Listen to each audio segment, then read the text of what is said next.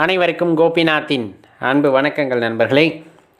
இந்த வீடியோவை மறக்காமல் லைக் பண்ணிவிட்டு உங்கள் நண்பர்களோட பகிர்ந்துக்குங்க.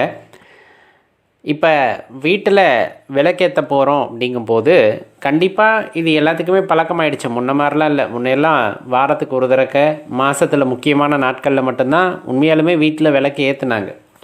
ஒரு சிலருக்கு மட்டுமே இந்த சூட்சமம் தெரிந்திருந்து தினமும் காலை மற்றும் மாலையில் விளக்கேற்றினாங்க. இன்றைக்கி நிலைமைக்கு பெரும்பாலும் எல்லார் வீட்டிலையும் காலை மாலை 2 நேரமும் விளக்கேற்ற பழக்கம் வந்துடுச்சு. இருந்தாலும் நம்ம சில விஷயங்களை தெளிவாக தெரிந்து கொண்டு விளக்கேற்றுவது அப்படிங்கிறது இன்னுமே நமக்கு நல்ல பலனை அளிக்கக்கூடியதாக இருக்கும் அப்படிங்கிறத தெரிஞ்சுக்கணும். இப்போ வீட்டில் விளக்கேற்றுறோம். எல்லாத்து வீட்லேயும் கஜலக்ஷ்மி விளக்கு வாங்கியாச்சு. சில பேர் வீட்டில் காமாட்சி விளக்கு இருக்குது. சில பேர் அந்த மரபு மாறாமல் இன்னும் அகல் விளக்கில் நல்ல பெரிய அகல் விளக்கு ஒன்று வைத்து அதில் விளக்கேற்றக்கூடிய மரபு அப்படிங்கிறது இருக்குது.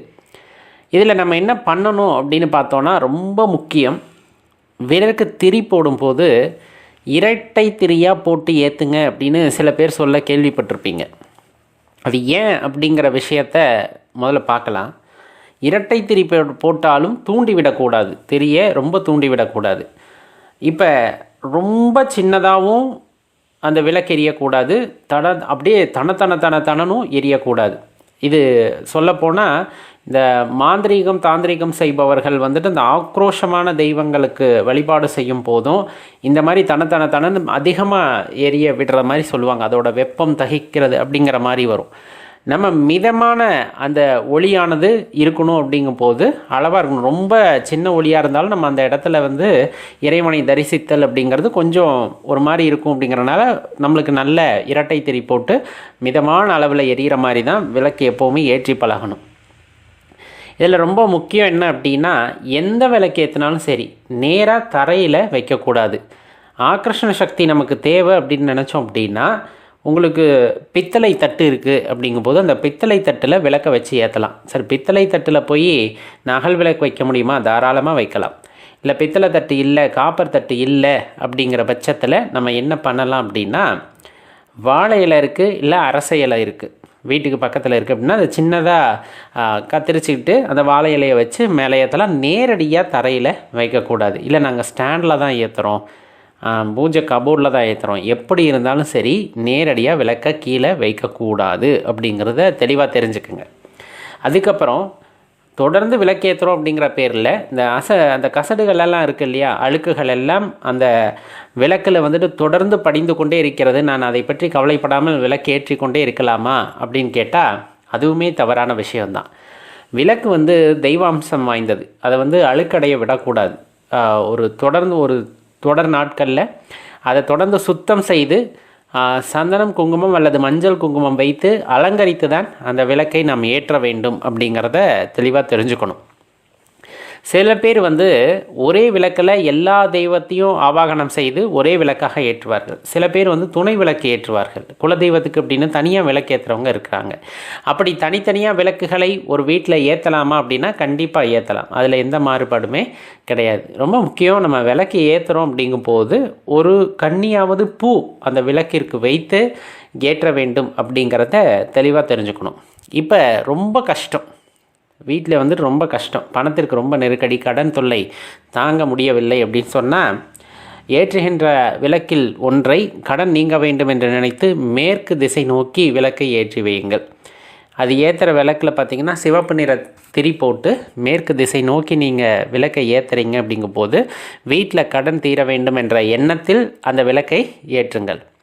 அப்படி ஏற்றுனீங்க அப்படின்னா ஏற்றி வர கண்டிப்பாக அந்த கடன் பிரச்சனை அப்படிங்கிறது தீர ஆரம்பிக்கும், படிப்படியாக தீர ஆரம்பிக்கும் அப்படிங்கிறதையும் தெரிஞ்சுக்கணும். இதில் இந்த ஏற்றின திரியிலேயே விளக்கை ஏற்றலாமா அப்படிங்கிறது ஒன்று வரும். நான் அடியேன் ஏற்கனவே ஒன்று சொல்லியிருக்கேன். ரொம்ப முறையாக நம்ம பண்ணணும்னு நினைக்கிறோம், ரொம்ப சுத்தபத்தமாக இருக்கணும் அப்படின்னு நம்ம நினைக்கிறோம் அப்படின்னா சின்ன திரியாக போட்டு ஏற்றுங்க. ஒரு நாளைக்கு ஒரு தடவை திரியை கூட மாற்றிடுறது நல்லது. நான் சொல்கிறது உங்களால் முடிஞ்சா, இதை கட்டாயமாக பண்ணணும்னு இல்லை, அது மாதிரி மாற்றினாலும் ரொம்ப நல்லது அப்படின்ட்டு குறிப்பிடப்படும். ஏன் அப்படின்னா, நம்ம ஒரு விஷயத்தை பயன்படுத்திட்டோம், அதை அடுத்த நாள் அப்படியே அந்த தட்டிலேயே சாப்பிடுவோமா, இல்லைன்னா சுத்தப்படுத்திட்டு வேறு தானே எடுத்து சாப்பிடுவோம். அப்படித்தானே?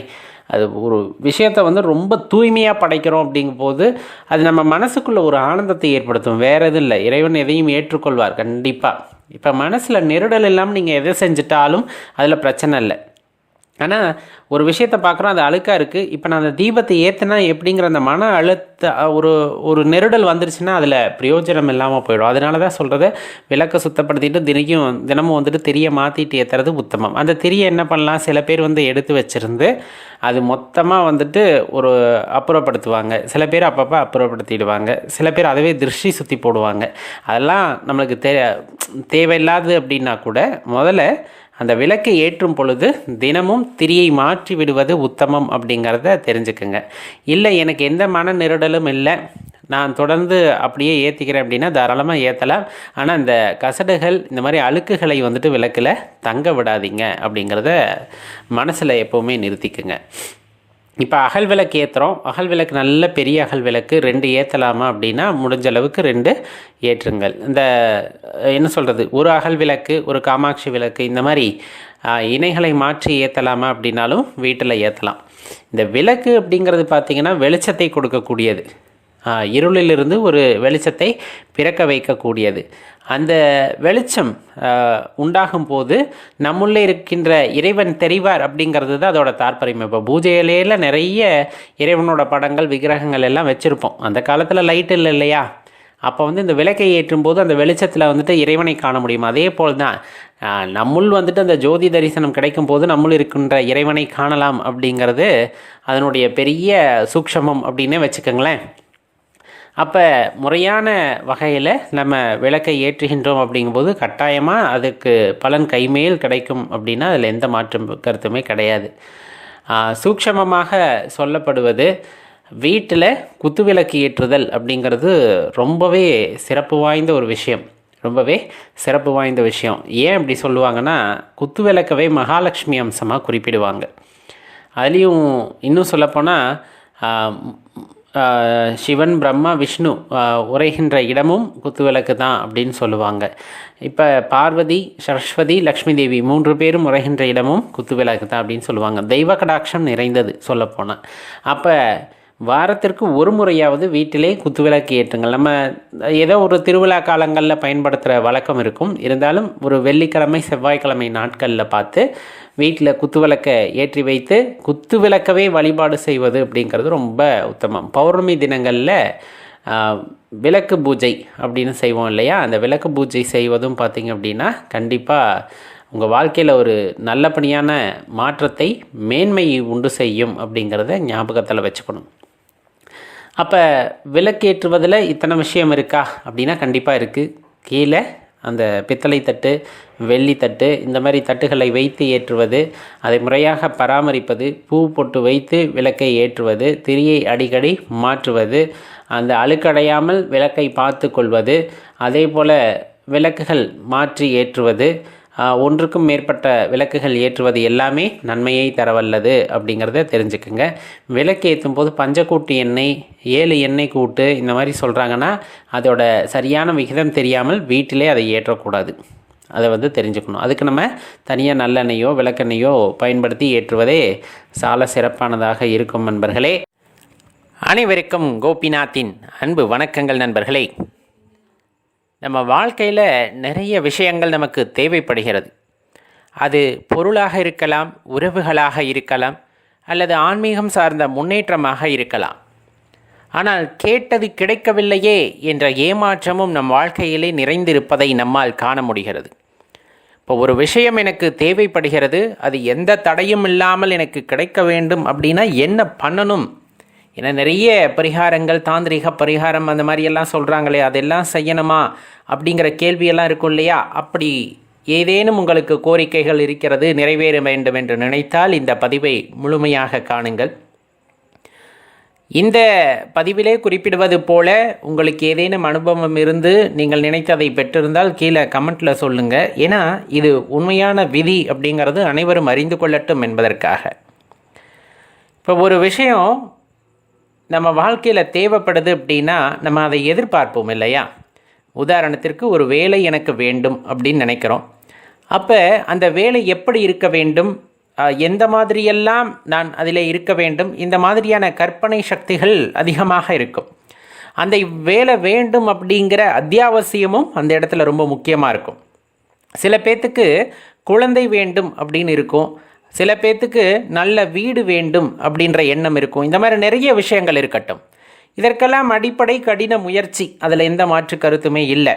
ஆனால் என்ன தான் கடின முயற்சி செய்து நல்ல சம்பாதித்தாலும் சில பேரால் வீடு கட்ட முடிவது இல்லை, நிலம் வாங்க முடிவது இல்லை, சந்தோஷமாக வாழ முடிவது இல்லை, தான் நினைத்தது போன்று ஆன்மீகத்திலே ஒரு உயர்ந்த நிலையை அடைய முடிவது இல்லை. ஏன் எல்லாம் இல்லை இல்லை அப்படின்னே போயிட்டுருக்கு அப்படிங்கிற எண்ணம் வரும் பொழுது அவர்களுக்குள்ளே அவர்கள் ஆஸ்வாசப்படுத்தி கொள்வது, நமக்கு கிடைத்தது அல்லது நமக்கு விதிக்கப்பட்டது இதுதான் அப்படிங்கிற மாதிரியான ஒரு அளவுகோலிலே நின்று விடுகிறார்கள். அல்லது அவர்களின் மனதிலே ஏற்படக்கூடிய எதிர்மறை சக்திகள் அந்த முன்னேற்றத்தை தடுத்து விடுகின்றன. இதை தெளிவாக தெரிந்து கொண்டவர்கள் வாழ்க்கையிலே என்ன வேண்டுமோ அதை கேட்டு பெறுவதற்கான அந்த வழிகளை தேடி அடைகிறார்கள். அவர்கள் வேண்டுவனவற்றை பெற்றுவிடுகிறார்கள். நம்ம வாழ்க்கையில் சத்தியத்தின்படி வாழ வேண்டும், தர்மத்தின்படி வாழ வேண்டும், எது கேட்டாலும் இந்த இரண்டிற்கும் உட்பட்டே இருத்தல் வேண்டும் அப்படின்னு நினைக்கிறவங்க இப்போ நம்ம சொல்கிறத பின்பற்றி கொள்ளலாம். நிறைய விதிகள் அப்படின்ட்டு பெயர் வைக்கப்படுகிறது. ஈர்ப்பு விதி, பிரபஞ்ச விதி இப்படின்ட்டு நிறைய பெயர்கள் வந்துட்டு இந்த கொள்கைக்கு பெயர்கள் சூட்டப்படுகின்றன. ஆனால் அடிப்படையில் ஒரு விஷயம், நம் மனம் அப்படிங்கிறது எவ்வளவு உயர்ந்த விஷயம் அப்படிங்கிறத உணர்ந்துக்கிட்டால் நீங்கள் கேட்டது கிடைக்கும். இப்போ நிறைய தாந்திரீக பரிகாரங்கள் சொல்கிறாங்க இல்லையா, இப்போ பச்சை கற்பூரம் வீட்டில் இங்கே வைங்க, அதே போல் வீட்டில் சங்கு வைங்க, சோவி வைங்க, இந்த மாதிரி நிறைய விஷயங்கள் சொல்லப்படுகிறது செல்வத்தை ஈர்ப்பதற்காக. அப்படியெல்லாம் நான் செஞ்சேங்க ஐயா, எல்லோரும் சொன்ன மாதிரி நான் செஞ்சு பார்த்தேன், ஆனால் கொஞ்சம் கூட மாற்றம் இல்லை, என் வாழ்க்கையில் முன்னேற்றம் இல்லை அப்படிங்கிறவங்களும் இருக்காங்க.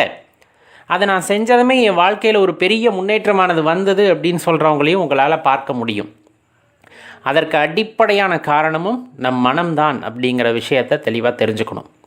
இப்போ வாழ்க்கையில் நிறைய வேண்டும் அப்படின்னு நினைக்கிறவங்க அல்லது முன்னேற வேண்டும் என்ற எண்ணம் இருப்பவர்களுக்கு சிந்தனைகள் பலவாக இருப்பதில்லை. ஒரு நேரத்தில் ஒரே ஒரு சிந்தனை தான். அந்த வாழ்க்கையில் குறிக்கோளாக வாழ்பவர்களை எடுத்துக்கொள்ளுங்கள். குறிக்கோளாக அப்படின்னா என் வாழ்க்கையில் நான் ஒரு உயர்ந்த நிலையை அடைய வேண்டும் அப்படின்லாம் நினைக்கக்கூடாது. அதுலேயும் குறிப்பாக நான் வாழ்க்கையில் என்னோட அந்த லட்சியம் அப்படிங்கிறது ஒரு கலெக்டர் ஆகிடணும், அப்படி ஒரு உயர்ந்த நிலையை நான் அடையணும் அப்படின்ட்டு தெளிவான சிந்தனையுடன் நடைபோடுபவர்களுக்கு இந்த பிரபஞ்சமானது வழிவிடுகின்றது. அதே போல் இப்போ வீட்டில் வந்துட்டு பண கஷ்டம் இருக்குது, அந்த பண கஷ்டத்திலிருந்து நான் மீண்டு வர வேண்டும் என்றால் நான் மீண்டு வருவேன். இந்த காலம் எனக்கு துணையாக இருந்து, இந்த பிரபஞ்சம் எனக்கு துணையாக இருந்து, இந்த படைப்பாளி இந்த சிருஷ்டிகர்த்தா எனக்கு துணையாக இருந்து அதற்கான வழியை காட்டுவார் அப்படிங்கிறத உறுதியாக நம்பணும். நம்மக்கிட்ட ரொம்ப இல்லாத விஷயம் என்னன்னா இந்த குழப்பமான மனநிலை அப்படிங்கிறது. இப்போ உதாரணத்திற்கு நம்ம வீடு கட்டுறோம், பெரிய வீடாக கட்டணும்னு ஆசை இருக்குது. ஆசை இருக்கும்போது அது கூட சேர்ந்து கொஞ்சம் பயமும் வந்துருச்சுன்னா நம்மளால் முடியுமோ முடியாதோ அந்த மாதிரி எதிர்மறையான எண்ணங்கள் வந்துட்டாலே அது என்ன அர்த்தம்னா எனக்கு இது வேண்டாம் அப்படிங்கிற பொருள் அந்த இடத்துல வந்துடும். எனக்கு கிடைக்குமோ அப்படின்னாலே அது வேண்டாம் அப்படிங்கிற அர்த்தத்தில், வேண்டும் அப்படின்னா அது வேண்டும். அப்படித்தான் அந்த எண்ண அலைகள் கண்டிப்பாக இருக்கணும் அப்படிங்கிறத தெரிஞ்சுக்கணும். இப்போ நான் கடனை அடைக்கணும் அப்படிங்கிறதுக்காக 1008 பரிகாரம் பண்ணுறவங்கள நம்ம நிறைய பார்த்துருக்க முடியும், நிறைய பரிகாரங்கள் பண்ணுவேன். ஆனால் எந்த இடத்துலையும் இந்த கடன் அடைபட்டு விடும் அப்படிங்கிற நம்பிக்கையில் பண்ணுறவங்கள நம்மளால் பார்க்கவே முடியாது. இந்த கடன் அடையுமோ அடையாதோ தெரியலையாண்டவா, எப்படியாச்சும் அடைத்து கொடு அப்படின்னா இறைவன் உங்களுக்கு எதையும் செய்ய போவது இல்லை, உறுதியாக எண்ணிக்கொள்ளுங்கள். ஆனால் உங்கள் மனம் அதற்கான வழியை காட்டும். மனதிலே ஏற்படுகின்ற அந்த உறுதித்தன்மை அப்படிங்கிறது உங்கள் வாழ்க்கையிலே பல அழகான வழிகளை உங்களுக்கு காட்டும். அந்த வழிகள் தான் உங்களை மேலே மேலே அழைத்து கொண்டு போகும் அப்படிங்கிறதுல எந்த ஐயப்பாடும் வேண்டாம். இது என்ன நிறைய பேசுகிறோமே, இதில் என்ன சூக்ஷமம் இருக்குது, வளன்னு பேசுகிறீங்களே அப்படின்னு கூட நிறைய பேத்துக்கு தோணும். இப்போ நம்ம சொன்னதுலேயே பாதி விஷயத்திற்கு மேல்பட்ட விஷயங்கள் வந்துவிட்டது. உன் மனமானது உனக்கு தெய்வம். உன் மனதிலே நீ என்ன விஷயத்தை உருவேற்றுகின்றாயோ அதுவும் ஆழமாக அழுத்தமாக நாம் உருவேற்ற வேண்டும். ஆழமாக அழுத்தமாக நாம் உருவேற்றும் போது அந்த மனதிலே உண்டாகக்கூடிய அந்த எண்ணங்களின் சக்திக்கு முன்னால் எந்த இடத்திலும் நம்மால் பின்னடைவு, நமக்கு அந்த பின்னடைவு அப்படிங்கிறது ஏற்படவே ஏற்படாது. அந்த எண்ணத்தின் வலிமை மிகவும் சக்தி வாய்ந்ததாக இருக்கும்.